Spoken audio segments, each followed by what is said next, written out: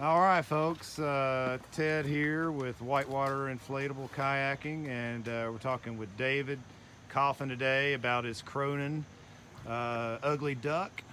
He was nice enough to let me demo one of these, borrow one of his, and we ran the Upper Nantahala today, gaff weekend. So a lot of fun. It's more like kind of like a big creek, I guess. So anyway, David, you know, tell us a little bit about maybe just your whitewater, paddling experience and what kinds of rivers and such you like to paddle. Uh, well, my whitewater experience is kind of limited. I've been paddling for about a year. Kind of got into the inflatables because my hard boat experience was very minimal, and wanted to see more rivers more quickly. So I got the ugly duck, and I could not be more happy with it. Before the ugly duck, I also had an NRS Outlaw, which was super fun, but not nearly as fun as the ugly ducky. Sure, yeah, and I've had a couple of outlaws, when I was getting started, and we'll do a review of one of those too because I think there's some good things about them, but For sure. some other things that could be better. So, For sure. well, yeah, man. Well, my first thoughts are kind of what I expected, really. Compared to the boats I've been in, I think that it is stable, definitely stable. Great, like crashing through holes, and then maybe not as quick to respond. You can't necessarily carve in it, which is what I would expect. But definitely one of the advantages is you're sitting down in there. You feel real stable. What are your thoughts on you know the performance of these guys? Well, my thoughts are, first of all, when you're getting going, it's sluggish. It's like trying to start a tank. But once you get going, it's got that momentum, and it just kind of keeps going. In the waves, rides over the top of everything. These high rockers, you can pretty much take anything forward or backward. If you get out of line or whatever, just take it backward because you got that same rocker, same performance on the back. Take a drop, hit a hole, you just immediately rebound and resurface. So as pretty much as long as you tee up and hit anything straight, it's pretty hard to come out of this boat. And we really put it through the test today, David. We, as you can see, we got a broken paddle here in the back. Kind of give you an idea how the day went. It went well. He did 2 runs in it. I did one in it and one in a raft. What else? We got it. Well, this boat now is nicknamed Taco. And I'm sure you'll probably have some pictures of that. I do. I got a pic of it. So yeah, he pinned this thing up on a rock. Was able to get out, tie in his throw rope to the front, which I'll have to say, this is a nice. It's got ample D rings, and now we know that's very strong D ring there, don't we? Yes, Because we tied that up. Here's the one we tied to. Okay, got down river and yanked the boat free, and it probably sat there for 10 minutes or more. So yeah, let's just sort of let's walk through some of the features. So for starters, these boats are PVC, I guess. It's got D-ring on the front, D-ring on the back. Let's look at the other one. There's not as much stuff stacked in it. So D-rings on the front and back. He's got some D-rings, tucked up under here in the front. A couple of more there. A couple of more here.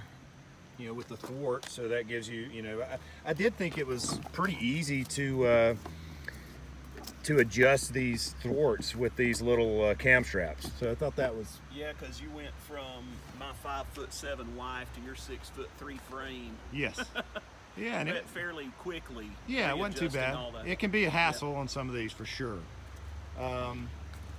More attachment points back here. Like I said, got these little D-rings here. It's got the drop stitch floor. Those really were designed if you want to take these on overnighters and stuff like that. You've got lots of space in the back for cargo and gear and Now the valves, we've talked about that. We're not crazy about these valves, but we do know that the next year's model is going to have a leaf-filled C7s on it. So that's a great upgrade. So nice work there, Matt Cronin, on choosing some to upgrade the valves. We are also here with Lauren, and he's paddled one of these before, and he's raft guide on Nolichucky and paddles a Ducky pretty regularly as well. Lauren, your thoughts on the Cronin Ugly Duck? Great surfing machine, great stability. They're a lot of fun. Yeah, we didn't even talk about surfing. Yeah. Surfing is just unreal in these things. So. Yeah, they'll surf. You know, we definitely kind of put it through the test today, and so durability. We can attest to the fact it's pretty damn durable. Let's see. Yeah, let's take a look at the bottom, or maybe flip. I just wanted to see where you had it pinned, if there was any. All right, so we're going to flip this one over. We're going to take a closer look at the bottom.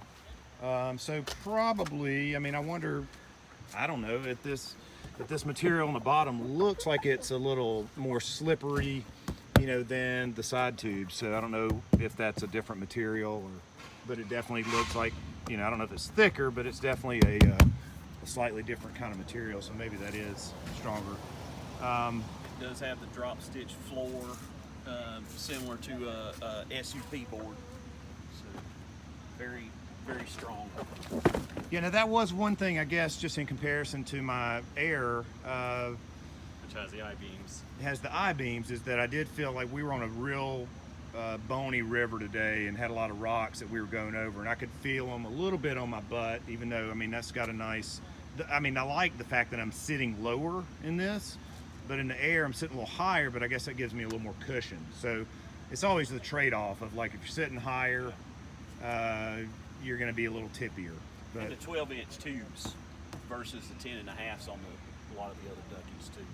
yeah, definitely. So probably, I mean, you know, these that ran it great. I think it's probably a matter of personal preference and something you could get used to. You know, it was definitely, fun factor was way up there. I really had a blast paddling this thing. And I'm glad to finally see one in person. I've seen them online for a while, and had been real curious about it. So I really appreciate him letting me take it for a spin. Any parting thoughts here? If you're interested at all, you know, find somebody and try one out, because I'll just tell you, as far as recreation and that kind of stuff goes, that's the best $1,000 I spent on one of these boats ever. Here's a motorcycle. Maneuverability.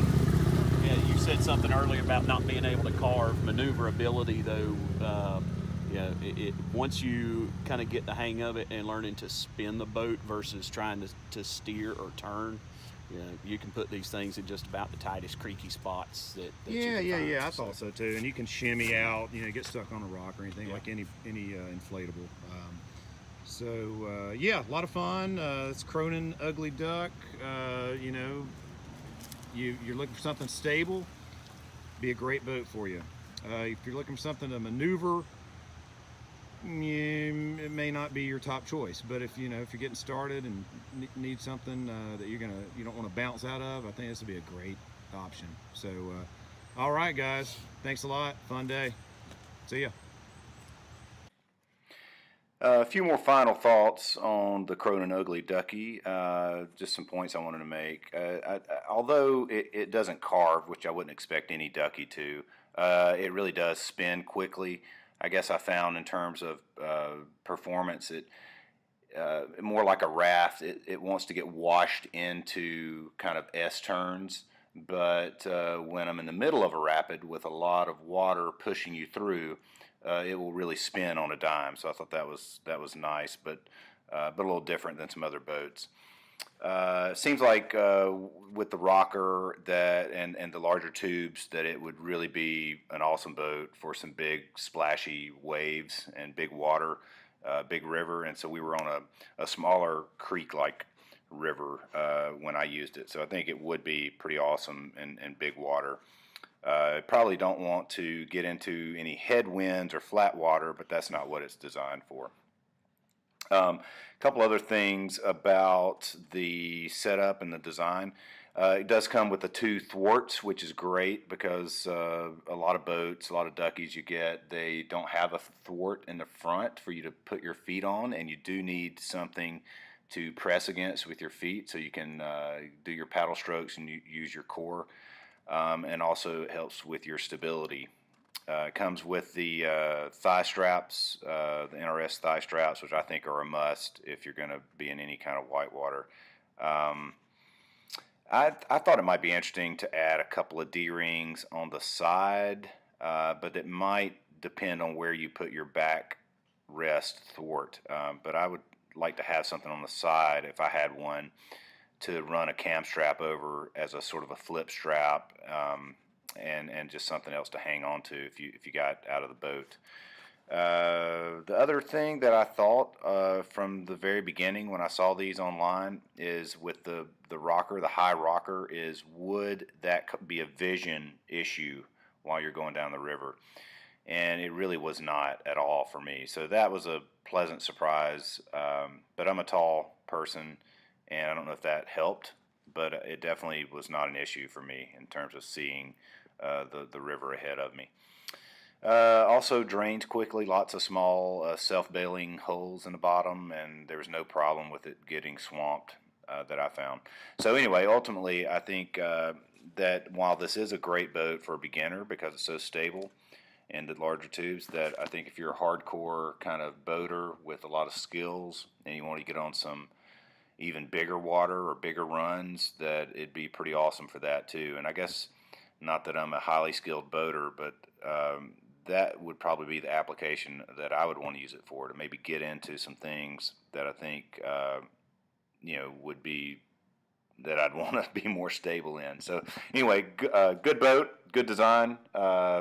That's it. Thanks, folks.